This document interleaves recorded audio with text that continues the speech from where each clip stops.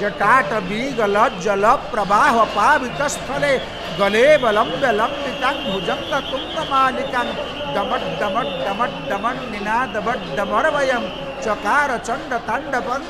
तनोतु न शिव शिवं जे प्रचंड तांडव रचना करि पारंती जार डंबर निनाद रे अनेक शब्द सृष्टि हुए से होचंती से शिव से शिव तत्व शंकर तत्वर प्रतीक होचंती बलभद्र भगवान पुनश्च सी होचंती अनंत तेणु अनंत शेषनाग जेतेबेले शिवंक गलारे थांती शेषनाग किंतु ये शेष एवं शिव उभयंकर प्रतीक होइचंती भयंकर रूप धारण करिचंती किंतु बलभद्र अत्यंत सत्य साम्य एवं सौम्यतार प्रतीक ये सौम्य बपु तांकर सुंदर स्निग्ध कलेवर केड़े सुंदर से बलभद्रंकर रमणीय होइतवारु ना होइछे राम अत्यंत रमणीय मूर्ति कमनीय मूर्ति तांकर ये शेषनाग दिने चाहिए प्रभुंक लीला संगी होवाई जेतेबेले भगवान नारायण क्षीर सिंधुरे शयन करिथांती अनंत नाग कूल शयन करिथांती सेतेबेले अनंत नाग पाखरे देवता मान आसी स्तुति करती देवता मान स्तुति करती हे प्रभु रक्षा कर आदि मूल हे आसी पड़ा संकट बेल से रावण पाई हो से कंस पाई हो शिशुपाल पाई हो जेतेबेले देवता मान स्तुति करती भगवान क्षीर सिंधु शज्या शेष शज्या त्याग करी उठी आसती भक्त मान को उद्धार करने एमती केते जुग चलीगला तापर पुणी जेतेबेले जुग आसिला सत्य जुग आसवा पूर्वर कौन कले ना शेषनाग देखिले जे मु कौन करी एकाकी बसुची ना तेणु नारद शारद शेष विशारद वेद बदन मद नारी अगणित मदन मनोहर सदन सुबदन बरनी नहीं पारी जे जार कीर्ति को जार जश कीर्ति को नारद वर्णना करि पारुना सरस्वती वर्णना करि पारुना शेषनाग वर्णना करि पारुना बृहस्पति वर्णना करि पारुना आउ वेद बदन चतुर्मुख ब्रह्मा वर्णना करि पारुना एवं पंचमुख शिव मध्य वर्णना करि पारुना तेणु अगणित गुणम अप्रमेय माध्यम सकल जगत स्थिति संयमादि हेतुम उपरम परमं परात्म भूतम सततम अहं प्रणतस्मि रामचंद्रम ये अगणित गुण को गणना करिव किए ना केही गणना करि पारिबे नाही सेतिपाई शेषनाग नीरव होइकि रहीगले भक्तवृंद विरति परे आमे पुणी एई धारा विवरणी जारी रखिबा।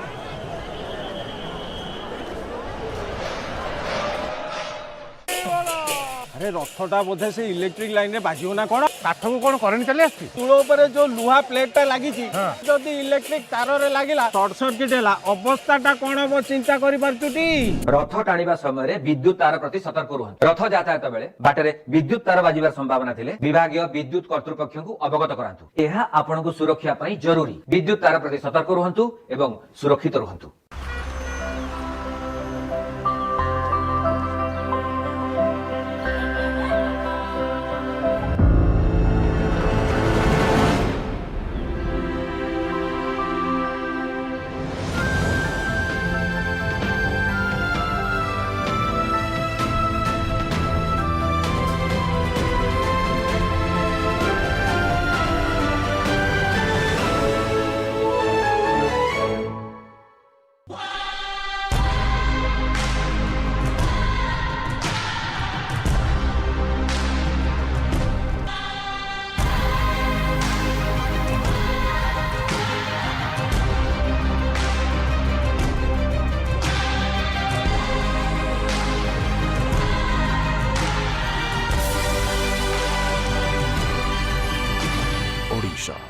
विरासत की शान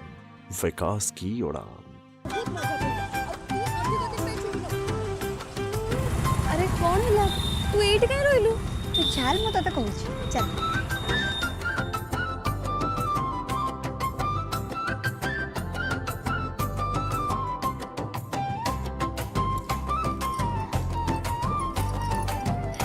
साड़ी एटा केवल साड़ी नुहे एटा मो ओडिया अस्मितार परिचय मो तरफ एटा तो पई रथ यात्रार उपहार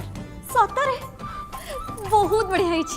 जानिछु एबे सुभद्रा शक्ति बजार ए सब हस्ततंत्र और हस्तशिल्प जिनस ऊपर विशेष रिहाती मिलुछि। हां ताले चल आम सुभद्रा मां मानक हाथ तैयारी आउ किछि मैजिक देखिबा। आज्ञा हाँ पवित्र रथयात्रा अवसर में आपणों सुभद्रा शक्ति बजार आनी स्पेशल ऑफर हस्ततंत्र हस्तशिल्प एवं हस्तकला सह मिलेट्रु प्रस्तुत विभिन्न उत्पाद मिलूँ विशेष रिहाती।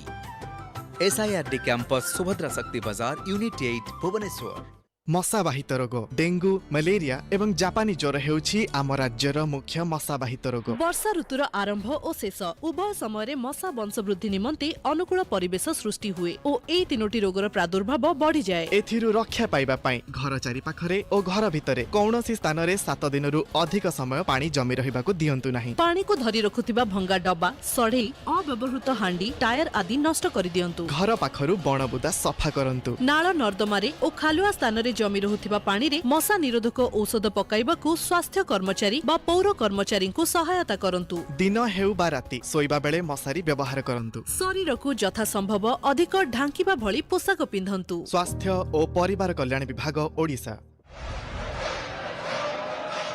एही कार्यक्रमर प्रायोजक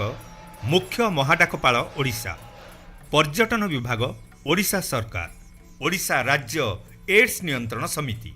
अर्थ विभाग ओडिशा सरकार, Canara bank, hi tech medical college and hospital, शक्ति विभाग ओडिशा, भारतीय मानक bureau, centurion university, east coast railway, union bank of India, गृह निर्माण और नगर उन्नयन विभाग ओडिशा, ओडिशा खनि निगम, दक्षता विकास और वैषयिक शिक्षा विभाग ओडिशा, समवाय विभाग ओडिशा, स्वास्थ्य और परिवार कल्याण विभाग ओडिशा सरकार, पंचायत राज और पानीय जल विभाग ओडिशा, ओडिशा राज्य विपर्यय परिचालना कर्तृपक्ष, मत्स्य और प्राणी संपद विकास विभाग ओडिशा सरकार, महिला और शिशु विकास विभाग ओडिशा सरकार, मिशन शक्ति ओडिशा सरकार, शक्ति संरक्षण विभाग ओडिशा, ओडिशा शिल्प भित्तिभूमि विकास निगम।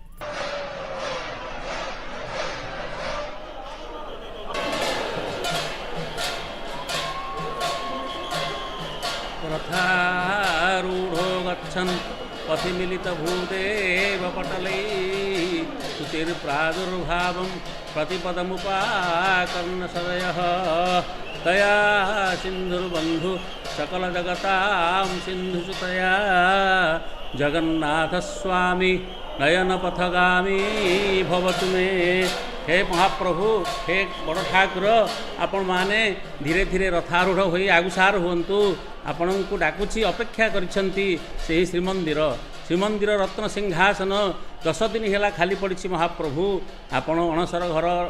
रे थिले सेठू बाहर के आसीचंती स्नान यात्रा जाइचंती रत्न सिंहासन आपण को झुरी हेउची। तेणु आपण प्रत्यावर्तन करंतु हे महाप्रभु। पतित पावन बाना नीलचक्र बाना आपण हाथ ठारी डाकुचंती महाप्रभु। भक्त मान उद्देश्य रे आपण आसीथिले पतित उद्धार यात्रा करिवा पे आसीथिले। पतित मान को उद्धार करी आपण मान फेरी आसंतु एवं सही कथा को रथर जेतेबेले जाउछंती महाप्रभु विभिन्न देवादेवी मानकर विभिन्न मठ मानक संस्पर्श रे आसी से समस्त को पवित्रित करूछंती। महाप्रभु गुंडीचा यात्रा रे आसी जेतेबेले पहुंची गले से आसिला बेले जो भली भाव रे आसीथिले एवं गुंडीचा रानीकर अनुरोध क्रमे वर्ष को थरे आसीबे एवं 7 दिन मंडप रे गुंडीचा मंडप रे रही तांको से मां को टिके दर्शन करी गुंडीचा मां तांकर सेही कथा को गाथा को मने पकई तांकर सेही स्मृति उद्देश्य रे से यात्रा को निर्दिष्ट भाव रे करिसंती। इंद्रदीप्न महाराजा को से कथा कहिसंती। गुंडीचा रानी आगे से प्रतिज्ञाबद्ध ही रहिसंती जहाँ फल से यही दक्षिणाभिमुखी यात्रा रे वर्तमान फेरी आसुचंती। तांकर सेही आड़प मंडपर यात्रा को शेष करी नवदिनात्मिका यात्रा को शेष करी यहाँ दक्षिणाभिमुखी यात्रा कहा जाए। गुंडीचा घरर बा गुंडीचा मंदिर दक्षिण दिगरे अच्छी श्रीमंदिर। तेणु यही दक्षिण द्वार अर्थात दक्षिणाभिमुखी है महाप्रभु आटप यात्रा आरंभ करी आटप यात्रा को शेष करी 10 दिनात्मिक यात्रा को शेष करी वर्तमान नवदिनात्मिकार अंतिम चरण रे से फेरी आसुचंती। तेणु रथरे जेतेबेले जाउचंती मोर पूज्यपाद ससुर यही कथा को अनुवाद कर ओडिया रे लिखिचंती। रथरे आरोही बड़े दांडे प्रभु जेतेबेले तुम्भे जाओ ब्राह्मण मानक स्तुति करने शुणी हुआ अत्यंत सदय आहे कृपा सिंधु जगतर बंधु महालक्ष्मी संगतरे प्रभु जगन्नाथ नयनर पथे ଗୋଚର ହୁଅନ୍ତୁ ମୋର।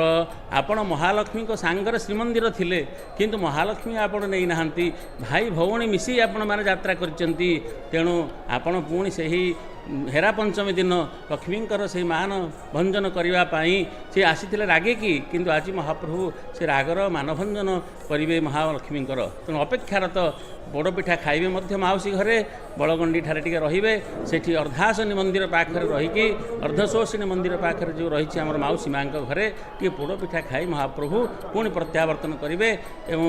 ଗଜପତିଙ୍କ ରାଜନଗର ପାଖରେ ଯେତେବେଳେ ଯାଇ ନନ୍ଦିଘୋଷ ରଥ ଉଭା ହେବେ ସେତେବେଳେ ଲକ୍ଷ୍ମୀଙ୍କର ମାନଭଞ୍ଜନ କରି ଲକ୍ଷ୍ମୀଙ୍କର ନାରାୟଣଙ୍କର ଭେଟ ସେଇଠି ପଡ଼ିବ। ଯାହା ମହାପ୍ରଭୁ କହିଥିଲେ ମୁଁ ଫେରିବି ତୁମକୁ ସଙ୍ଗରେ ଆଣିନି ସତ, ମହାଲକ୍ଷ୍ମୀ ରାଗ ଜର୍ଜରିତ ହୋଇ ରଥର କାଠ ଖଣ୍ଡିଏ ନନ୍ଦିଘୋଷ ରଥର କାଠ ଖଣ୍ଡିଏ ଭାଙ୍ଗି ଦେଇକି ସେ ଚାଲି ଯାଇଥିଲେ। ତେଣୁ ସେହି କ୍ରୋଧ ଜର୍ଜରିତା ମାଙ୍କର ମାନଭଞ୍ଜନ କରିବା ପାଇଁ ମହାପ୍ରଭୁଙ୍କର ଆଜି ପ୍ରତ୍ୟାବର୍ତ୍ତନ ଉତ୍ସବ ଅତି ସୁନ୍ଦର ଭାବରେ ମହା ଆଡ଼ମ୍ବରରେ ପାଳିତ ହେଉଛି। ଏବଂ ସେହି ଆଡ଼ମ୍ବରର ଯେଉଁ ଦୃଶ୍ୟ ଆପଣମାନେ ଦେଖୁଛନ୍ତି, ତିନି ରଥର ଯେଉଁ କଥା କୁହାଯାଉଥିଲା, ନନ୍ଦିଘୋଷ ରଥକୁ ଗରୁଡ଼ଧ୍ୱଜ ବୋଲି ମଧ୍ୟ କୁହାଯାଏ ଏବଂ ତାଳଧ୍ୱଜ ରଥର ଅନ୍ୟ ନାମ ହଳଧ୍ୱଜ ମଧ୍ୟ କୁହାଯାଏ। ଦେବଦଳନ ରଥର ଦର୍ପଦଳନ ରଥ ମଧ୍ୟ କୁହାଯାଏ। ଏହି ରଥର ନିର୍ମାଣ ଯେଉଁ କଥା ଆମର ରହିଛି, ଏ ରଥ ନିର୍ମାଣ ଶିଳ୍ପ ସାର ସଂଗ୍ରହ ଗ୍ରନ୍ଥରେ ସେହି ରଥ ନିର୍ମାଣ ସମ୍ପର୍କରେ ବିଶେଷ ବ୍ୟାଖ୍ୟା ରହିଛି। ଏବଂ ଯାହା ଆମର ନିର୍ମାଣ ହେଉଛି ରଥ, ତିନି ରଥ,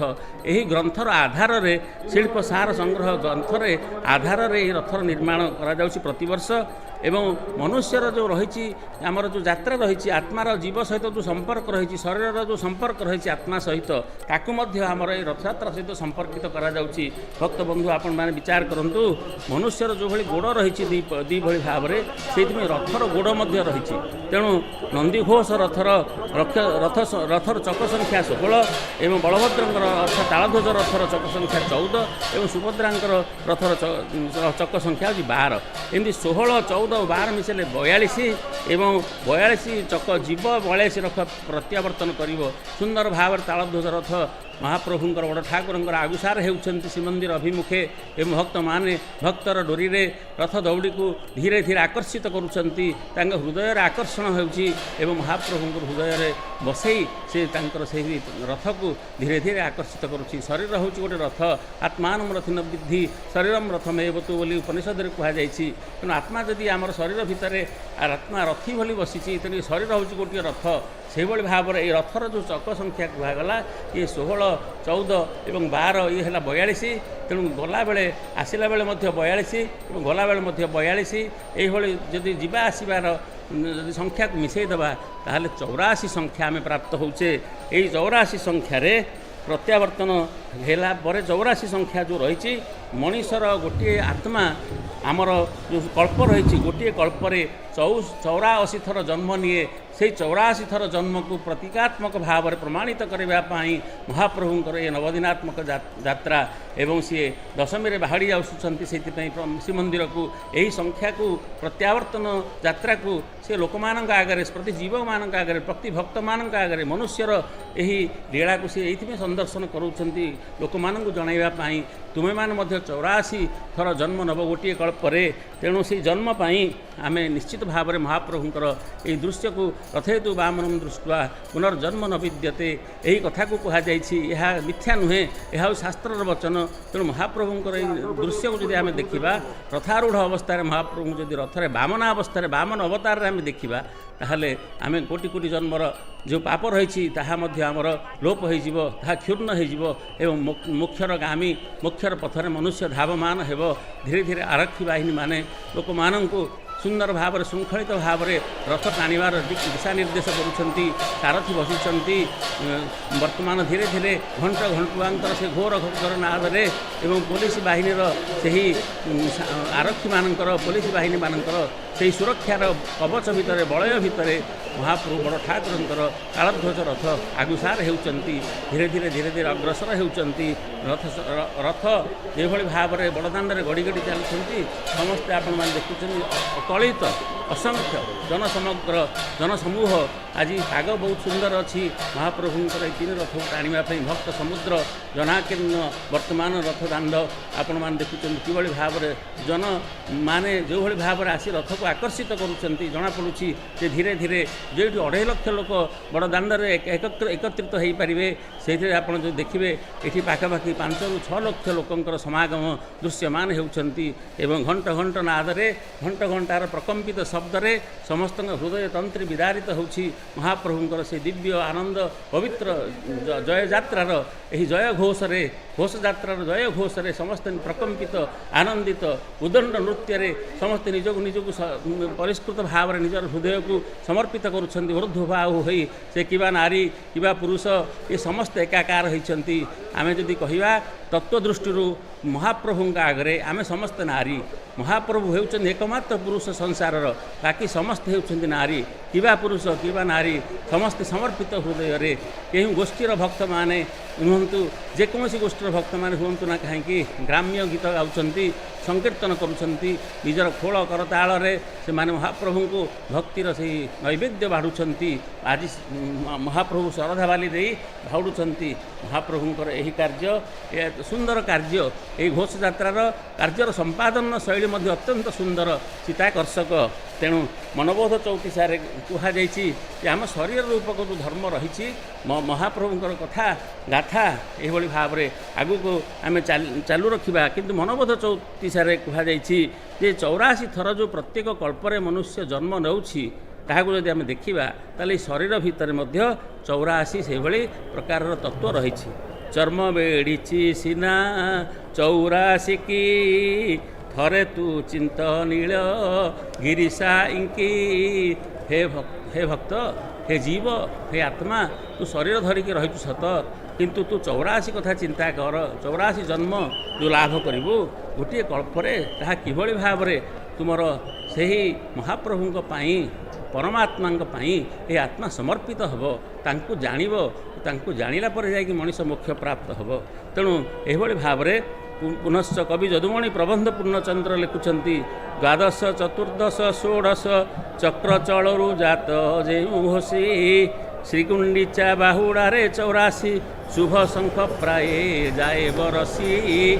ତେଣୁ ଏହି ତତ୍ତ୍ୱ 84 ତତ୍ତ୍ୱ ଏହି ଛୋଟିଆ ତତ୍ତ୍ୱ ନୁହେଁ ମଣିଷ ଦେହରେ ଥିବା ଶକ୍ତି ଯେଉଁ ଗାମ୍ଭୀର୍ଯ୍ୟ ଯେଉଁ ଯୋଗମାୟାଙ୍କର ଯେଉଁ ତତ୍ତ୍ୱ ରହିଛି କୁଣ୍ଡଳିନୀ ଭାବରେ ଆମ ସମସ୍ତଙ୍କ ଦେହରେ ପ୍ରକୃତି ରୂପିଣୀ କୁଣ୍ଡଳିନୀ ଆମକୁ ଜାଗ୍ରତ କରାଇବାର ଯେଉଁ ଶକ୍ତି ଦେଇଛନ୍ତି ସେହିଭଳି ଏହି ତିନି ତତ୍ତ୍ୱ ଯେଉଁ ରହିଲେ ମହାପ୍ରଭୁ ଜଗନ୍ନାଥ ବଡ଼ ଠାକୁର ବଳଭଦ୍ର ମା ସୁଭଦ୍ରା ଏମାନେ ହେଉଛନ୍ତି ତାଙ୍କର ମଧ୍ୟ ଯେଉଁ ରଥର ଯେଉଁ ଶକ୍ତି ରହିଛନ୍ତି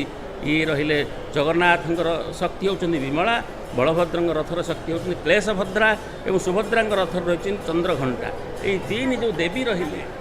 ଏହି ଦେବୀ ତିନି ଜଣ ହେଲେ କୁଣ୍ଡଳିନୀ ଶକ୍ତି ଜାଗ୍ରତ କରାଇବାର ଇଏ ହେଉଛନ୍ତି ସାକ୍ଷାତ ଇଏ ଯୋଗମାୟାଙ୍କର ଇଏ ସ୍ୱରୂପ ସେଇଥିପାଇଁ ତିନି ରଥରେ ଏ ତିନି ଦେବୀ ବିସ୍ତୃତ ଭାବରେ ସମସ୍ତଙ୍କୁ ଆକର୍ଷିତ କରୁଛନ୍ତି ସମସ୍ତଙ୍କୁ ସେଇ ନିଜର ଶରୀର ଭିତରରେ କୁଣ୍ଡଳିନୀ ଶକ୍ତି ଜାଗ୍ରତ କରୁଛନ୍ତି ସେଥିପାଇଁ ସମସ୍ତେ ଆହ୍ଲାଦିତ ପୁଲକିତ ରୋମାଞ୍ଚିତ ଏବଂ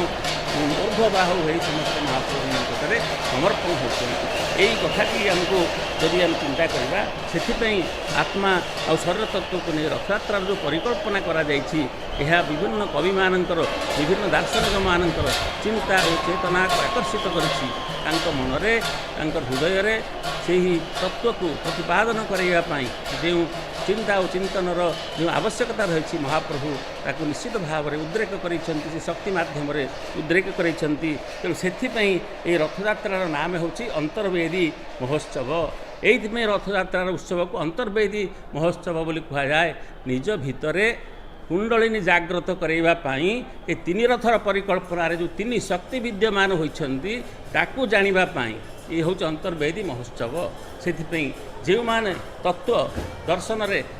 ଯେଉଁମାନେ ରୋମାଞ୍ଚିତ ଯେଉଁମାନେ ଉତ୍କଣ୍ଠିତ ଯେଉଁମାନେ ଏହି ତତ୍ତ୍ୱକୁ ଜାଣିବା ପାଇଁ ଆଗ୍ରହୀ ସେଇମାନେ ମଠ ମନ୍ଦିରରେ ଅବସ୍ଥାନ କରି ପୁରୀରେ ଆସି ତ୍ୟାଗ ତପସ୍ୟା ଯୋଗ ସାଧନା ମାଧ୍ୟମରେ ଏହି ତିନି ରଥର ତତ୍ତ୍ୱକୁ ନିଜ ହୃଦୟରେ ଗ୍ରହଣ କରି ଏହି ତତ୍ତ୍ୱକୁ ଜାଣିବା ପାଇଁ ରଥଯାତ୍ରାରେ ଏତେ ପରିମାଣରେ ଲୋକମାନେ ଆସନ୍ତି ଭକ୍ତମାନେ ଆସନ୍ତି ସାଧୁସନ୍ଥମାନେ କାଳରୁ ବହୁ ବର୍ଷ ଧରି ମହାପ୍ରଭୁଙ୍କର ଏହି କଥାକୁ ଜାଣିବା ପାଇଁ ଏବଂ ତାଙ୍କୁ ନିଜସ୍ୱ ଭାବରେ ପ୍ରତ୍ୟକ୍ଷ ଭାବରେ ଦର୍ଶନ କରି ଏହି ଶକ୍ତିକୁ ନିଜ ଭିତରେ ଜାଗ୍ରତ କରାଇବା ପାଇଁ ଅନେକ ସାଧୁ ସନ୍ନ୍ୟାସୀ ସନ୍ଥ ସେହିଭଳି ବିଭିନ୍ନ ଦେଶର ଭିନ୍ନ ଭିନ୍ନ କୋଣରୁ ଅନେକ ସମୟରେ ଛୁଟି ଆସିଛନ୍ତି ଏହି ପୁରୀ କ୍ଷେତ୍ରକୁ, ପୁରୁଷୋତ୍ତମ କ୍ଷେତ୍ରକୁ। ସେହି କ୍ଷେତ୍ରରେ ନିଜକୁ ସେ ପ୍ରତିପାଦିତ କରିଛନ୍ତି ମହାପ୍ରଭୁଙ୍କର ଏହି ଅନନ୍ତ କୋଟି ଲୀଳା ଖେଳାର ଯେଉଁ ତତ୍ତ୍ୱ ରହିଛି, ତାଙ୍କର ଯେଉଁ ଦିବ୍ୟ ଶକ୍ତି ରହିଛି, ତାଙ୍କର ଯେଉଁ ପରବ୍ରହ୍ମ ପରମାତ୍ମାଙ୍କର ଯେଉଁ ଅଚିନ୍ତ୍ୟ ଶକ୍ତି ରହିଛି, ତାକୁ ନିଜ ଭିତରେ ହୃଦୟଙ୍ଗମ କରିବା ପାଇଁ ତେଣୁ ମହାପ୍ରଭୁ ଏଇ ଯେଉଁ ରାସ ରଚନା କରିଥିଲେ ବୋଲି ଆମେ କହୁଥିଲେ, ଯେ ଏଇ ଯେଉଁ ପ୍ରାବୃଟ ରାସ କଥା ଆମେ ଚିନ୍ତା କରୁଥିଲେ, ମହାପ୍ରଭୁ ଆସିକି ଗୁଣ୍ଡିଚା ଘରକୁ ଆସିକି ସିଏ ଲକ୍ଷ୍ମୀକି ନ ଆଣିକି ଏଠି ରାସ ରଚନା କରିବାକୁ ଆସୁଥିଲେ। ସେଇଟା ସବୁଠୁ ଗୋଟେ ସତ୍ୟ କଥା ଯେ ମହାପ୍ରଭୁ ଏଠି ଲୋକାୟିତ ଭାବରେ ଗୋପନୀୟ ଭାବରେ ଗୁଣ୍ଡିଚା ଘରେ ଆସିକି, ସେଇଟାକୁ ଗୁଣ୍ଡିଚା ଘର ସେଇଥିପାଇଁ କୁହାଯାଏ। ପରବର୍ତ୍ତୀ ସମୟରେ ସିନା ସେଇଟା ଗୁଣ୍ଡିଚା ମନ୍ଦିର ହେଲା, କିନ୍ତୁ ପ୍ରଥମରୁ ସେଇଟାକୁ ଆଟପ ମଣ୍ଡପ ବା ମଞ୍ଚ ମଣ୍ଡପ ବା ଆଟପର ଯେଉଁ ଘର ବୋଲି କୁହାଯାଉଥିଲା, ଆଡ଼ମ୍ବର ଘର ବୋଲି କୁହାଯାଉଥିଲା, ଏହି ଆଡ଼ମ୍ବର ଘରରେ ଆଟପ ମଣ୍ଡପରେ ଗୁଣ୍ଡିଚା ଘରେ ଆସିକି ମହାରାସ କରିବା ପାଇଁ ମହାପ୍ରଭୁ ଏହି ଯାତ୍ରାକୁ ରଚନା ସ୍ୱୟଂ ଯେମିତି କରିଛନ୍ତି। ତେଣୁ ସ୍ୱୟଂ ଲୀଳାଜାର ବୋଲି କୁହାଯାଉଛି ଆମର ମହାପ୍ରଭୁଙ୍କର ଏହି ଯାତ୍ରା ହେଉଛି। ମହାପ୍ରଭୁ ସ୍ୱୟଂ ରଚନା କରିଛନ୍ତି। ତେଣୁ ସେ ମହାରାସ ବା ପ୍ରାବୃଟ ରାସକୁ ସିଏ ଏଇଭଳି ଭାବରେ ରଚନା କରିଛନ୍ତି ଯେ ସେ ଆସି ଏଠି ଗୁଣ୍ଡିଚା ଘରେ ଯେଉଁ ରାସ କରିଛନ୍ତି, ସପ୍ତମୀ ଅଷ୍ଟମୀ ଆଉ ନବମୀ ତିଥିରେ, ଏହି 3 ଦିନର ତିଥିରେ ଏହି ମହାରାସ ବା ପ୍ରାବୃଟ ରାସ କରିଛନ୍ତି। ଏହି ପ୍ରାବୃଟ ରାସ କଥା ସଂସ୍କୃତ ସାହିତ୍ୟରେ ବାଙ୍ଗ୍ମୟରେ, ବିଶାଳ ବାଙ୍ଗ୍ମୟରେ ସେଭଳି ଭାବରେ ଦୃଷ୍ଟିଗୋଚର ହେଇନାହିଁ। ସ୍କନ୍ଦ ପୁରାଣ ଏ ବିଷୟରେ କିଛି କହୁନାହାନ୍ତି, କିନ୍ତୁ 15ଶ ଶତାବ୍ଦୀ ଖ୍ରୀଷ୍ଟାବ୍ଦ ପରଠାରୁ ଏହି ରାସର ପରିକଳ୍ପନା କରାହେଇଛି। ଯେତେବେଳେ ଶ୍ରୀ ଚୈତନ୍ୟ ମହାପ୍ରଭୁଙ୍କର ସେ ସେବାରେ ନିଜକୁ ସମର୍ପିତ କରି ପୁରୀରେ ଆସି ଅବସ୍ଥାନ କଲେ ଏବଂ ଗୁଣ୍ଡିଚା ମନ୍ଦିରକୁ ଯେତେବେଳେ ମହାପ୍ରଭୁ ଯାତ୍ରା କରନ୍ତି, ଏହି ଗୁଣ୍ଡିଚା ଘରକୁ ଯେତେବେଳେ ଯାତ୍ରା କରନ୍ତି, ତା ପୂର୍ବଦିନ ଶ୍ରୀ ଚୈତନ୍ୟ ଗୁଣ୍ଡିଚା ଘରକୁ ନିଜେ ଯାଇ ତାଙ୍କର ସେବକମାନଙ୍କ ସହିତ, ତାଙ୍କର ସାଙ୍ଗସାଥିମାନଙ୍କ ସହିତ ଯାଇକି ସେବା କରନ୍ତି, ପରିଷ୍କାର ପରିଚ୍ଛନ୍ନ କରନ୍ତି ଏବଂ ଏହି 7 ଦିନାତ୍ମକ ଯେଉଁ ରହଣି ମହାପ୍ରଭୁଙ୍କର ଗୁଣ୍ଡିଚା ଘରେ ପ୍ରତ୍ୟେକ ଦିନ ଯାଇ ସେଠି ଶ୍ରୀ ଚୈତନ୍ୟ 15ଶ ଶତାବ୍ଦୀରେ ଆସି ସେତିକିବେଳେ ସିଏ ସଂକୀର୍ତ୍ତନ ମାଧ୍ୟମରେ ନିଜର ରାଧା ଭାବକୁ ପ୍ରକଟିତ କରୁଥିଲେ। ସେତେବେଳେ ସେ ନିଜକୁ ରାଧା ଭାବରେ ସମର୍ପିତ କରୁଥିଲେ ଏବଂ ମହାପ୍ରଭୁ ଜଗନ୍ନାଥ ହେଉଛନ୍ତି ପୁରୁଷ ବା କୃଷ୍ଣ। ତେଣୁ ଗୋଟିଏ କୃଷ୍ଣ, ଜଣେ ହେଉଛନ୍ତି କୃଷ୍ଣ, ଜଣେ ହେଉଛି ପୁରୁଷ ଏବଂ ସେ ରାଧା ଭାବରେ ବର୍ତ୍ତମାନ ଆସି ସେତେବେଳେ ସେ ଏଇଭଳି ଭାବରେ ନିଜର ସମର୍ପଣ ଭାବକୁ, ରାଧା ଭାବକୁ ପ୍ରକଟିତ କରି ରାଧା ଆଉ କୃଷ୍ଣଙ୍କର ସେ ମିଳନାତ୍ମକ ମୁଦ୍ରାରେ ନିଜକୁ ସମର୍ପିତ ଭାବରେ ସେ ମହାମିଳନର ସେଇ ଯେଉଁ ନୃତ୍ୟ ସଙ୍ଗୀତ ସଂକୀର୍ତ୍ତନରେ ମଜି ଯାଉଥିଲେ, ତାହା ପରଠାରୁ ରାସର ପରିକଳ୍ପନା କରାହେଇଛି, ପ୍ରାବୃଟ ରାସର ପରିକଳ୍ପନା କରାହେଇଛି। ସେହିଦିନଠାରୁ ଅନେକ ସାହିତ୍ୟିକ କବି ସେମାନେ ନିଜର ସାହିତ୍ୟରେ ଏହି ରାସକୁ ରସକଲ୍ଲୋଳ ହେଉ ବା ଅନ୍ୟ ଗୌରଚରଣ ମଧ୍ୟ ତାଙ୍କର କାବ୍ୟ କବିତାରେ ଏହି ରାସ କଥା ଉଲ୍ଲେଖ କରିଛନ୍ତି। ସେ କହୁଛନ୍ତି ଯେ ସେମାନ କହିବୁ ଗୋକୁଳ ନାରୀଙ୍କୁ, ଠାରିବୁ ନୟନ କୋଣେ, ବଂଶୀ ବଜାଇବୁ ମନ ବଜାଇବୁ, ଖୋଜାଇବୁ କୁଞ୍ଜ ବଣେ, ନିଶ୍ଚୟ ତୋହର ମନେ ପଡ଼ିଗଲା ବୃନ୍ଦାବନେ ଗାଇ ରଖା, ଦ୍ୱାଦଶ ବନରେ ବିହାର କରିବୁ ସଙ୍ଗେ ଘେନି ଗୋପ ସଖା। ତେଣୁ ଏଇଭଳି ଭାବରେ ଗୋପନାରୀମାନଙ୍କ ସହିତ ତୋର ଯେଉଁ ମନେ ପଡ଼ିଗଲା କଥା, ମହାପ୍ରଭୁ ଜଗନ୍ନାଥଙ୍କର କୃଷ୍ଣ ରୂପରେ ଯେତେବେଳେ ଆମେ ତାଙ୍କୁ ରୂପାୟିତ କରିଛନ୍ତି, ଚିନ୍ତନ କରୁଛନ୍ତି, ସେ କୃଷ୍ଣଙ୍କର ସେହି ଲୀଳାକୁ ପ୍ରକଟିତ କରିବା ପାଇଁ, ସେ ଦ୍ୱାପରର ଲୀଳାକୁ ଏହି କଳିରେ ପ୍ରଦର୍ଶିତ କରିବା ପାଇଁ ସେ କୃଷ୍ଣ ରାଧାର ମିଳନାତ୍ମକ ବିଗ୍ରହ ଭାବରେ ନିଜର ରୂପରେ ମଧ୍ୟ ସେ ପ୍ରତିପାଦିତ କରିଛନ୍ତି। ଉପର ଅଂଶ ମହାପ୍ରଭୁଙ୍କର ହେଉଛି କୃଷ୍ଣ ରୂପ ଏବଂ ଅର୍ଦ୍ଧ ଅଂଶ ତଳ ଅଂଶ ହେଉଛନ୍ତି ମହାପ୍ରଭୁଙ୍କର ରାଧା ଅଂଶ। ତେଣୁ ଗୋଟିଏ ରୂପରେ ମହାପ୍ରଭୁଙ୍କର ଶ୍ରୀ ବିଗ୍ରହରେ ରାଧା ଆଉ କୃଷ୍ଣଙ୍କର ଉଭୟ ତତ୍ତ୍ୱ ଯେତେବେଳେ ସମ୍ମିଳିତ ହୋଇଛି, ଏହି ସମ୍ମିଳିତ ବିଗ୍ରହର ସ୍ୱରୂପ ଭାବରେ ମହାପ୍ରଭୁ ରାଧାକୃଷ୍ଣଙ୍କର ମିଳନାତ୍ମକ ବିଗ୍ରହ ଭାବରେ ନିଜକୁ ପ୍ରତିପାଦିତ କରିବା ପାଇଁ ଯାଇ ସେ ଏହି କଥାଟିକୁ କହିଛନ୍ତି। ବର୍ତ୍ତମାନ ଆପଣମାନେ ଦେଖୁଛନ୍ତି ସୁଭଦ୍ରାଙ୍କର ସେହି ରଥରେ ଅଶ୍ୱ ରୋଚିକା, ମୋଚିକା, ଜିତା, ଅପରାଜିତା ଅଶ୍ୱମାନେ, 4 ଜଣର ଅଶ୍ୱମାନେ ଏମାନେ ଯୋଚା ହେଇସାରିଲେଣି ଏବଂ ତାକୁ ଯେଉଁ ଭୋଇ ସେବକମାନେ ଅଛନ୍ତି ଏବଂ ଅନ୍ୟାନ୍ୟ ସେବକମାନେ ଯେଉଁମାନେ ଏହି ସମ୍ପର୍କିତ ସେବକମାନେ ଅଛନ୍ତି, ସେମାନେ ସମସ୍ତେ ସେ କାର୍ଯ୍ୟରେ ନିଜକୁ ନିୟୋଜିତ କରି ରଥ ଭିଡ଼ା କାମରେ ପ୍ରସ୍ତୁତ ଆରମ୍ଭ କରିଦେଇ ସାରିଛନ୍ତି। ଡାହୁକ ପ୍ରସ୍ତୁତ, ରଥ ପ୍ରସ୍ତୁତ, ରଥ ପ୍ରସ୍ତୁତ। ଗ୍ରାମ୍ୟ ଗୀତ ଡାହୁକମାନେ ବୋଲିବେ ଏବଂ ରଥ ଧୀରେ ଧୀରେ ଆଗୁସାର ହେବ। ରଥରେ ଚାଲିବା ଯେତେବେଳେ କଥା କୁହାଯାଉଛି, ରଥ महाप्रभुंकर रथ पछरे जीव अर्थात बड़ ठाकुर रथ आगरे तालध्वज रथ आगरे मझिरे जीवे माँ सुभद्रा एवं शेष में आसवे महाप्रभु श्री जगन्नाथ गहल लगे आसवे पछरे आसुची कालिया गहल लगाई तेणु से गहल लगे जो महाप्रभु जीवे मझिरे को भौणी को सुरक्षा देवाई ये यात्रार मध्य परिकल्पना कली जुगरे भौणी को सुरक्षा बड़ भाई आगरे एवं पछरे सान भाई मझिरे रहिले सुभद्रा तेणु भौणीर जो भौणी प्रति जो स्नेह ममता रही दुई भाईंकर से स्नेह ममता को प्रतिपादन करने मझिरे मध्य सुभद्रा रथ आगुसार हेबे से मझिरे परिकल्पना कराई सुभद्रा रथ देखु बड़ दाण्डे से नृत्यरत सबु भक्त माने ऊर्ध्वभाव हो निजक सामग्रिक भाव में दत्तचित्त हो दत्त प्राण हो एकाग्र चित्तर एक मन एक लय एक ध्यान महाप्रभु से गीत माध्यम समर्पण भाव में से निजक समर्पी देती तेणु आम देखुचे धीरे धीरे महाप्रभुंर से रथ गुड़िक आगुसार होगापाई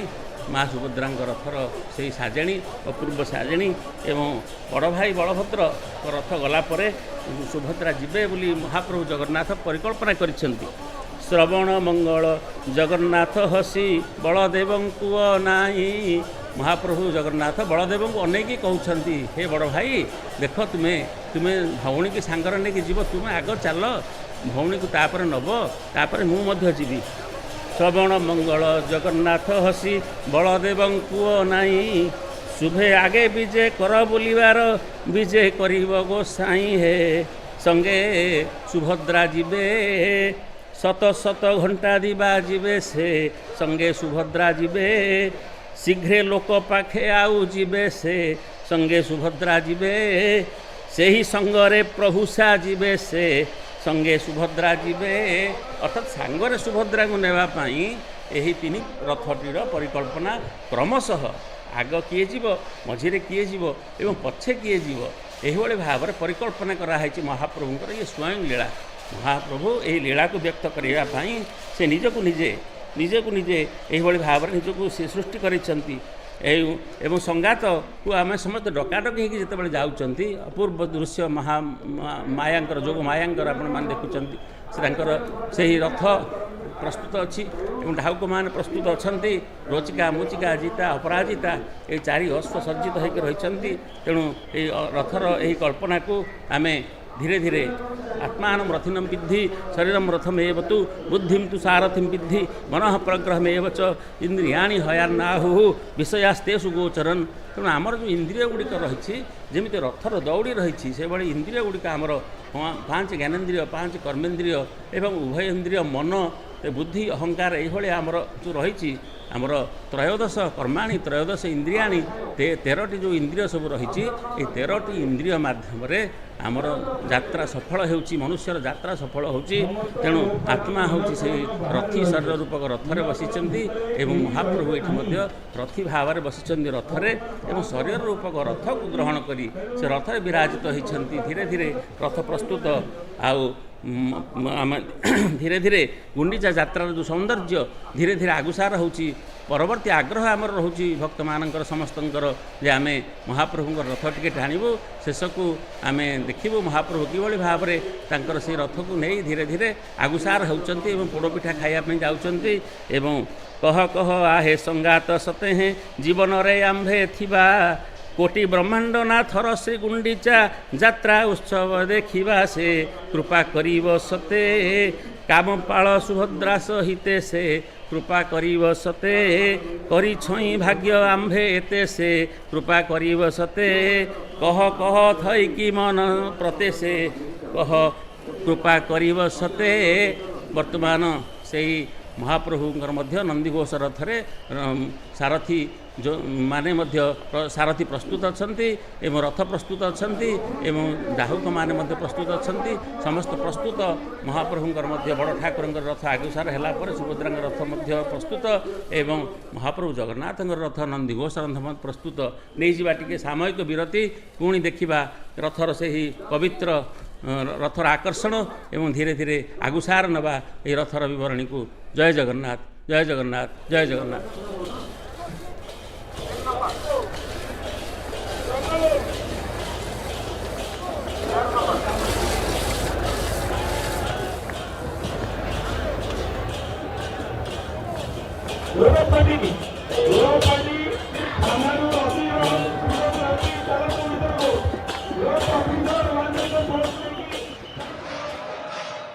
ସହରାଞ୍ଚଳରେ ଉନ୍ନତ ସହଜ ଓ ଉତ୍ତରଦାୟୀ ପୌରସେବା ସୁନିଶ୍ଚିତ କରିବା ସହ ସହରବାସୀଙ୍କ ଜୀବନକୁ ଆହୁରି ସୁବିଧାଜନକ କରିବା ପାଇଁ ଓଡ଼ିଶା ସରକାରଙ୍କ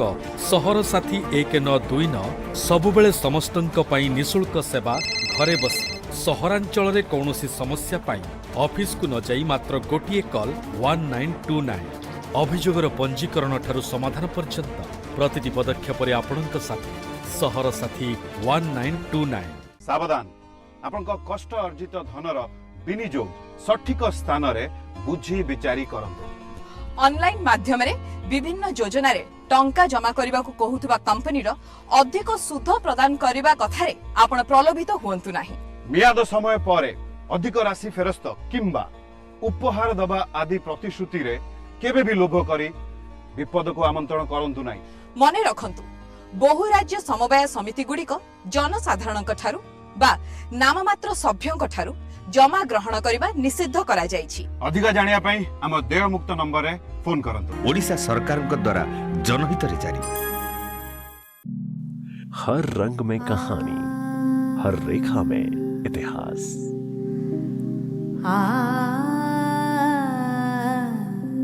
ओडिशा, विरासत की शान, विकास की उड़ान।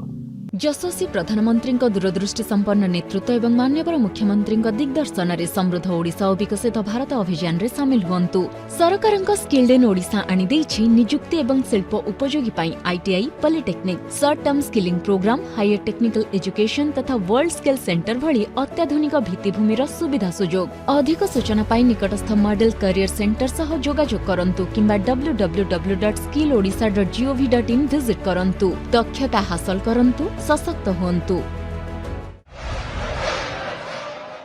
एही कार्यक्रमर प्रायोजक मुख्य महाडाकपाल ओडिशा,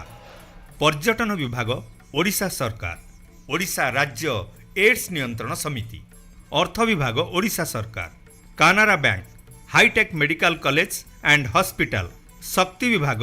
ओडिशा, भारतीय मानक bureau, centurion university, east coast railway, union bank of India, गृह निर्माण और नगर उन्नयन विभाग ओडिशा, ओडिशा खनि निगम,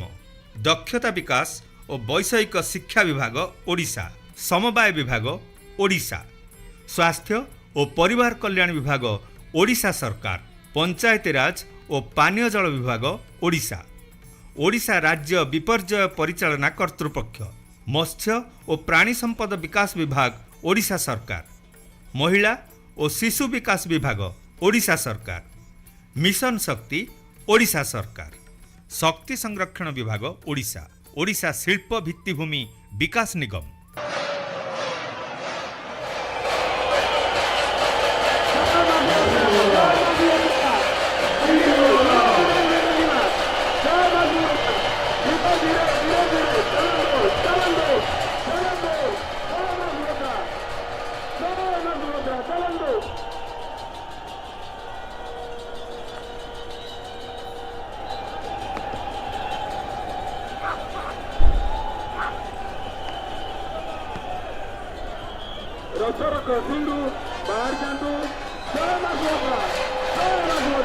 जय जगन्नाथ, जय जगन्नाथ।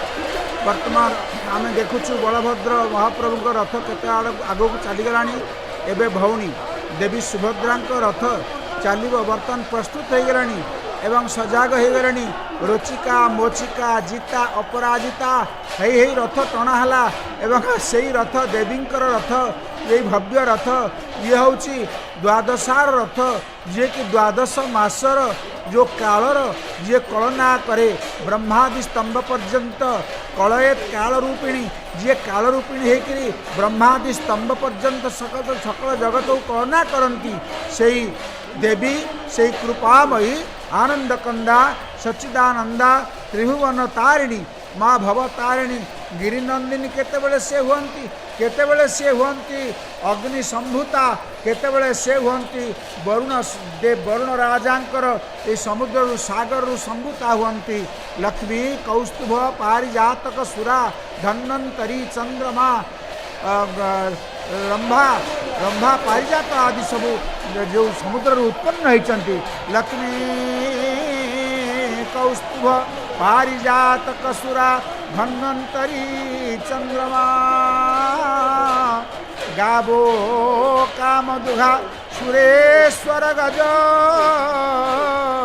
रंभादिदेवांगना अश्व सप्तमुख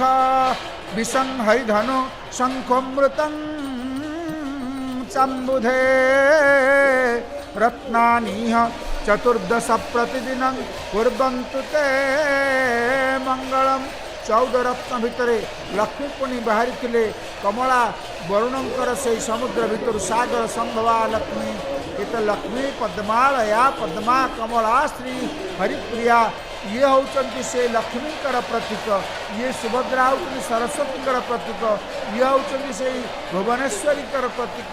10 महाविद्या भितर अछंती ये सकल देवी शक्ति को एकाथरे बा एकाठी करी ये देवी सुंदर भाव रथरे विराजिता अछंती रक्त वर्णर बा ये होची कृष्ण लोहित रथ कला एवं लाल वर्णर कहीं सी होचंती कृष्णा सी होचंती काली होचंती कवि तोदासोहं जदिश्यां भगवती भुवने दीनहीनोति मात्रं नलपापिष्यक्षतिर्मे परमिह भविता मानहानिस्तवैव दैन्यं दासस्य रूढं नहि भवति कदा मानहानि प्रदं तद् हानि स्वपाक्षुभानं विकलयति मनो नत्र तन्मानलेश। हे देवी तुमर दासपणरे ये तो मु तो पुत्र परी माँ बोली डाकुची हेले तुमर सेवा करबा पई मार सेवा करबा पई माँ पाई कौन आनी दबा पाई मार मन बुझी काम करबा पई मु यदि पुत्र हे पारिबी सेवा करि पारिबी ताहाले मोर जीवन धन्य हो जीवो। एई कला एवं लाल वर्णर सुंदर जो उपढौकन जो सुंदर आवरण रथर आवरण ता सहित जो सुंदर भाव में पुष्प सज्जा घंट नाद ढाउकंकर अंटा हलुची एवं जेमिति रोचिका मोचिका जीता अपराजिता ये चतुरस्व शून्य को उड़ीजे ये जेपरी भाव में गगन पवन भेद करी से नित्य देवी लोक को चलीजे वैधि सेवा नचत परिचरित चरा मास्तु हे द्वैत मूर्ते। हे देवी सुभद्रा तुम्हें हौच किए ना गोटे कथार कहगला जे सर्वदेवी मई भद्रा कहले कौन ना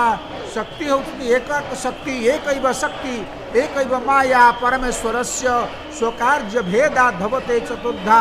भोगे भवानी समरे च दुर्गा कोपे च काली कोपे सुकाली पुरुषे च विष्णु। से देवी एकमात्र अनेक रूप में प्रतिभाता होती एक माया परमेश्वर से माया स्वरूपिणी कौन हुंती ना भोगे भवानी जो माने भोग विलास चाहती देखो कड़क भितर रथ सुंदर भाव में चली माँ को किए मागंती केते धन जन गोपलक्ष्मी माँ करुणामयी अजाणी दियंती भक्तर मनोवांछा पूर्ण करबा पाई से सदा सर्वदा निजर कल्याण कल्पतरु रूपक आशीष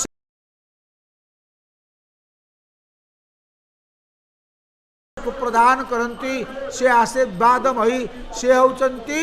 बात्सल्यमयी देवी। संतान दुखरे पड़िले माँ सही पारे ना तेणु आमे डाकू माँ मंगला माँ कमला माँ विमला देखंतु भक्त माने ऊर्ध्वबाहु होई उद्दंड कीर्तन करुचंती नाची जाउची तांकर अंगे अंगे भक्तिर धारा ये भक्ति ही शक्ति रूप में परिदृष्ट होउची भक्ति शक्ति रे परिणत होउची आ शक्ति नृत्य रे शोभायित होउची।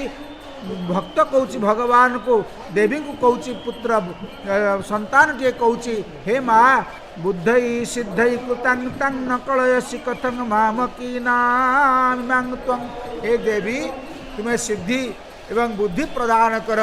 जा देवी सर्वभूतेषु बुद्धि रूपेण संस्थिता नमस्तस्यै नमस्तस्यै नमस्तस्यै नमो नमः। हे देवी तुम्हें मते दियो बुद्धि दियो मते रक्षा कर।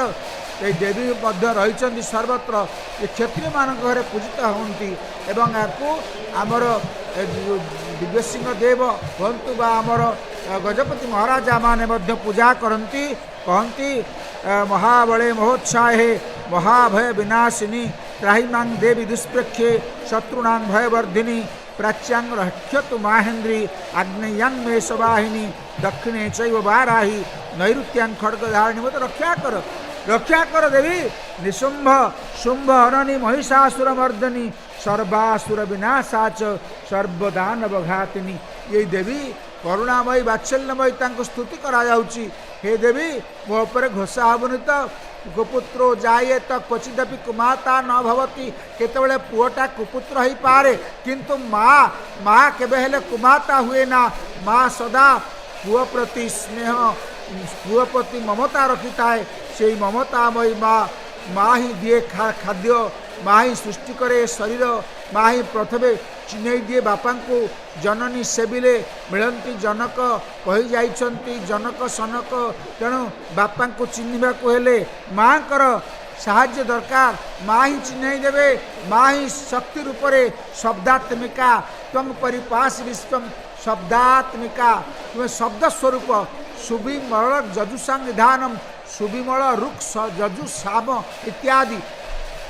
वेदमान कर निधान से वेदमयी सृष्ट उजा सर्ग रूपा जगदवन विधौ पालिनी जाच रौद्री संहारे चाप यस्या जगदिदम अखिलम क्रीडनम जाप राख्या पश्यन्ति मध्यमाथो तदनु भगवती वैखरी वर्ण रूपा शाश्वत वाचं प्रसन्ना विधि हरि गिरिशाराधितालं करोतु। आमर कंठरे से देवी भाषा देइछन्ति से भाषा को प्रयोग करी से वाणी को प्रयोग करी आमे स्तुति करुचु भक्ति करुचु देवी को एवं देवदेव जगन्नाथ को आम संतुष्ट करुचु। ये हस्त गुड़िक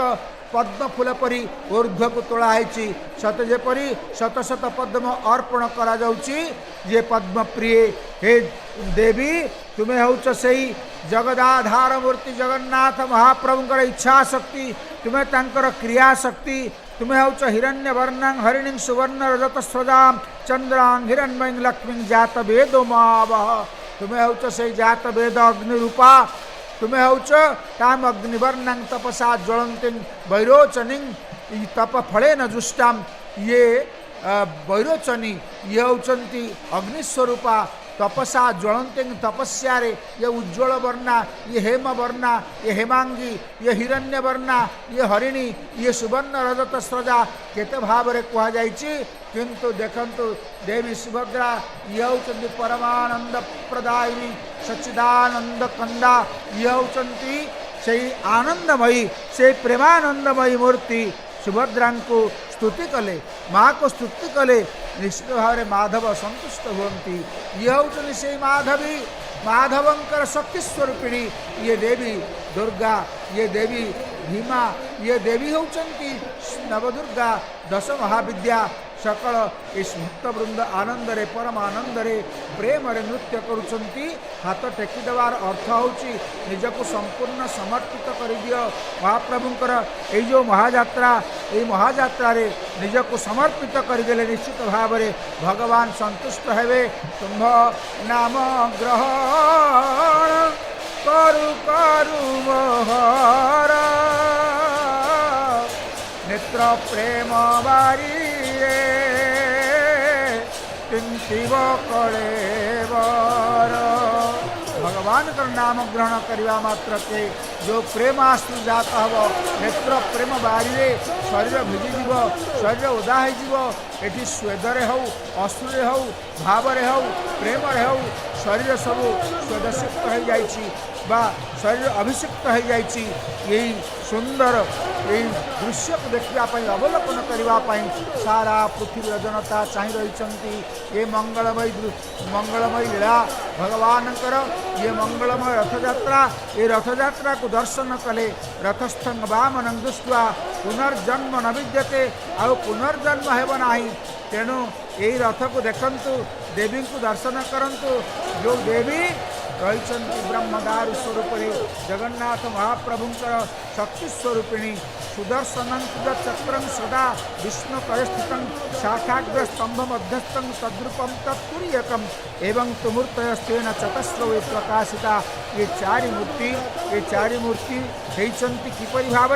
ना नीलाभ्र श्यामलं विष्णु शंखेन्दु धवलं बलं रक्तं सुदर्शन चक्रं सुभद्रां कुंकुमारुणां नानालंकार रुचिरां नाना भंगी विभासते नाना भंगी विभाग सह तेणु देवींकर यही सुंदर रूप को देखिए कहे माँ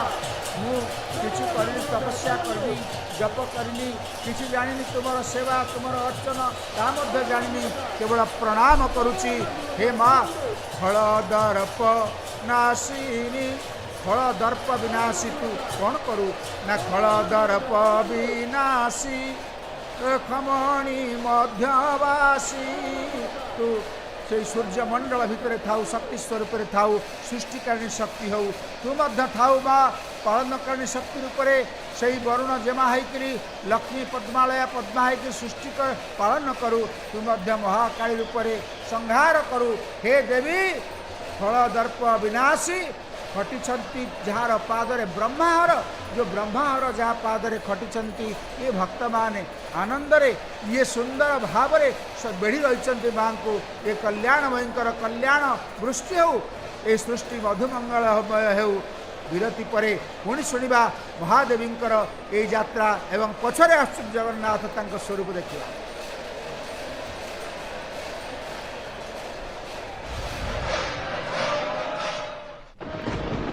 एथर फसल भी गला ये अदिनिया मेघ कौन बुझुची केते धार कर्ज करके चाष बास करिथिलु अरे यही सब विपद आपद प्रधानमंत्री फसल बीमा योजना अच्छी परा बीमा करिवो जे हेले पंजीकरण पई टका कोन हो बुझिले भाउज एबे बिना कोनसी देरे फसल बीमा पंजीकरण रो सुविधा आम कृषि समवाय समिति बैंक रो जे कोनसी शाखा आ जन सेवा केंद्र रे मिली पारुची माधव भाई खरीफ ऋतु रे 8टी फसल उपरे बीमा सुविधा अच्छी केवल वर्षा नुह जे कोनसी प्राकृतिक विपर्यय रे फसल नष्ट हेले ए क्षतिपूरण मिलिबो चाषी पिछा 5 एकर पर्यंत बीमा पंजीकरण रो समस्त देय राज्य और केंद्र सरकार बहन करछंती आम खाली टंकाटा देबा पड़िबो सतरे हाँ प्रधानमंत्री फसल बीमा पंजीकरण पई जुलाई 31 होची शेष तारीख आउ डेरी काहे की शीघ्र जाई पंजीकरण करंतु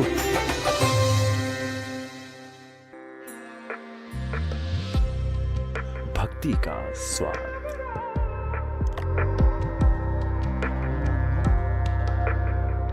ओडिशा विरासत की शान विकास की उड़ान यशस्वी प्रधानमंत्रीଙ୍କ दूरदृष्टि संपन्न नेतृत्व एवं माननीय मुख्यमंत्रीଙ୍କ दिग्दर्शन संबृद्ध ओडिशा और विकसित भारत अभियान रे सामिल हुअन्तु सरकारଙ୍କ स्किल्ड इन ओडिशा आनी देछि नियुक्ति एवं शिल्प उपयोगी पाई ITI polytechnic short term skilling programme higher technical education तथा वर्ल्ड स्किल सेंटर भली अत्याधुनिक भित्तिभूमि सुविधा सुजोग अधिक सूचना पाई निकटस्थ मॉडल करियर सेंटर सह जोगाजोग करंतु किंबा www.skillodisha.gov.in विजिट करंतु दक्षता हासिल करंतु सशक्त होंतु अरे रथटा बोधे से इलेक्ट्रिक लाइन रे बाजियो ना कोन काठ को कोन करेंट चले आछि तुलो ऊपर जो लुहा प्लेटटा लागि छि जदी इलेक्ट्रिक तार रे लागिला शॉर्ट सर्किट हैला अवस्थाटा कोन हो चिंता करि परतुटी रथ टाणीबा समय रे विद्युत तार प्रति सतर्क रुहन रथ यातायात बेले बाटरे विद्युत तार बाजिबार संभावना थिले विभागीय विद्युत कर्तृपक्ष को अवगत करांतु एहा आपनकु सुरक्षा पई जरूरी विद्युत तार प्रति सतर्क रुहंतु एवं सुरक्षित रुहंतु Where industry meets opportunity. Invest where opportunities grow. ITCO powers investment with world-class infrastructure and industrial ecosystems. Invest in Odisha. Invest in future. www.itco.in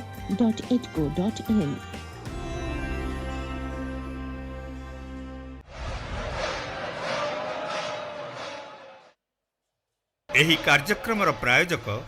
ମୁଖ୍ୟ ମହାଡାକପାଳ ଓଡ଼ିଶା पर्यटन विभाग ओडिशा सरकार ओडिशा राज्य एड्स नियंत्रण समिति अर्थ विभाग ओडिशा सरकार Canara bank hi tech medical college and hospital शक्ति विभाग ओडिशा भारतीय मानक bureau centurion university east coast railway, union bank of India, गृह निर्माण और नगर उन्नयन विभाग ओडिशा, ओडिशा खनि निगम,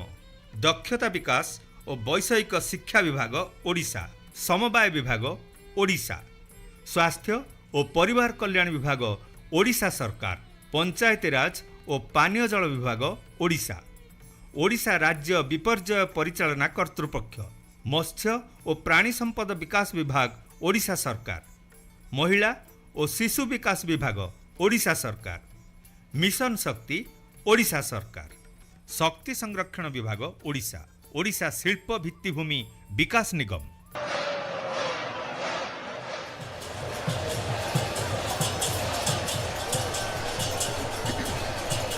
नानाभूषण भूषितांशुमनसा आनंद कल्लोलिनी कुल्लंबीवर नीरलोल नयना श्रीराम कृष्णानुजं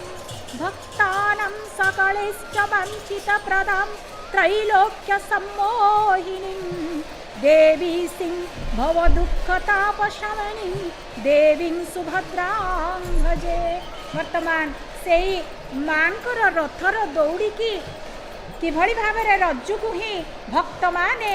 ତାଙ୍କୁ किभଳି भाବରେ निजर हस्तरे आवरी धरिछंती किभଳି सेही रज्जुर सान्निध्य लाभ करे त्रिगुण रज्जु करे धरी मृगी नचाए नरहरि जहाँ आमर अच्छी ओडियार पद ठीक सेही तीन गुणर रज्जु त्रिरज्जु कण ना सत्व रज तम ए जो त्रिगुण प्रकृतिर जो त्रिसत्ता रही तीन गुण रही से तीन गुण रे ही आमर रज्जु अछंती। वर्तमान से रथ चक शरधा बाली रे निजर चक गड़ीबार आरंभ करिछंती। ए चक हेउछंती द्वादश चक। द्वादश चक्र तात्पर्य रही आमर देवदलन रथरे रहिछंती चक्रराज सुदर्शन। चक्रराज सुदर्शन हेउछंती तांकर 12 चक्र विशिष्ट। तेणु ए 12 चक्र रे कौन रहिछंती ना अग्नि सोम मित्र वरुण इंद्र इंद्राग्नि हनुमान धनंतरी एई भली एवं प्रजापति ब्रह्मा एई जो 12 चक्र रहिछंती। ए 12 चक्रे एई माने ही विद्यमान रहिछंती एवं सूर्य हेउछंती आमर सूर्यंकर 12 नाम रही आमर चक्रराज सुदर्शन हेउछंती सूर्यंकर प्रतीक। तेणु से 12 नाम एवं 12 चक्र 12 सुदर्शनंकर चक्र हेउथिबा हेतु देवदलन रथरे 12 चक्र ही आमर चक गड़ुछंती एवं कहउछंती कण न अतिक्रम किछि पथ एबे सुभद्रांक रथ अंतिमरे जगन्नाथ आनंदमय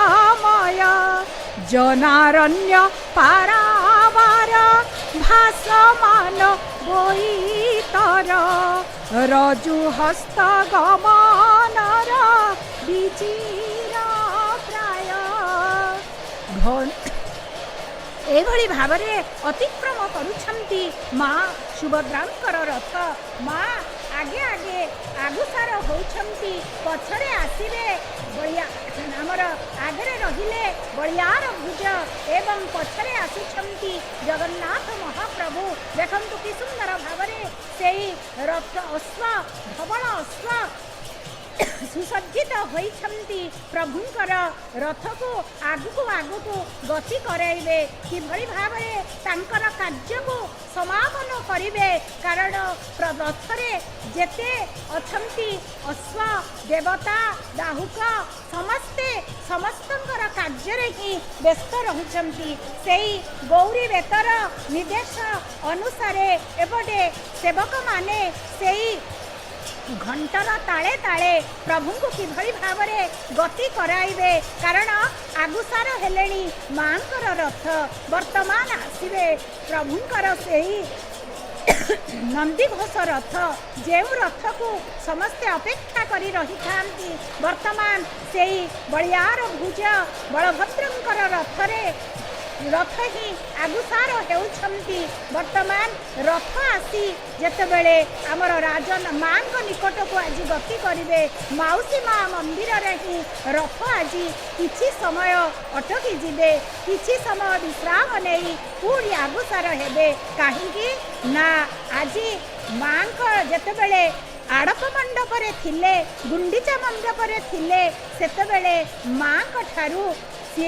भोजन ग्रहण करथिले नैवेद्य ग्रहण करथिले माँ एवं माउसींकर कि वात्सल्य में ममता ताहाई आज महाप्रभु तांकर बाहुड़ा यात्रा रे ही समस्त को शिक्षा देवे जे माँ को ठारे किभଳି भावरे से वात्सल्य ममता को ग्रहण करिसंती पूरी माउसी माँ को पाखरे माउसी माँ किए ना अर्धासनी बा अधश्वसनी जहाँकर नाम होइछि से होउछंती सुभद्रांकर हरिद्रावर्ण मुख परी तांकर मुख आज से अर्धासनी माँ को निकट जाई आज पोड़ पिठा ग्रहण करिवे तेणु पिठा आस्वादन करिबा पाई एठी अन्न आस्वादन करिथिले वर्तमान पिठा को आस्वादन करिवे जेतेबेले आमर श्रीमंदिर रे नैवेद्य हुए शेषरे माँ लक्ष्मी राणी पोड़ पिठा देई माँ को सुस्वाद भावरे भोजन नैवेद्य करती आज ठीक से भली माँ लक्ष्मी माँ ठारे नीलाचल मंदिर रे बा श्रीमंदिर रे सी पोड़ पिठा ग्रहण करथिले अबड़ा अबड़ा आड़प मंडप रे जो अबड़ा को ग्रहण करिछंती भोजन ग्रहण करिछंती माँ ठारू वर्तमान नंदीघोष रथ रे जेतेबेले विजय करिवे सर्पमोहनी भावरे माँ को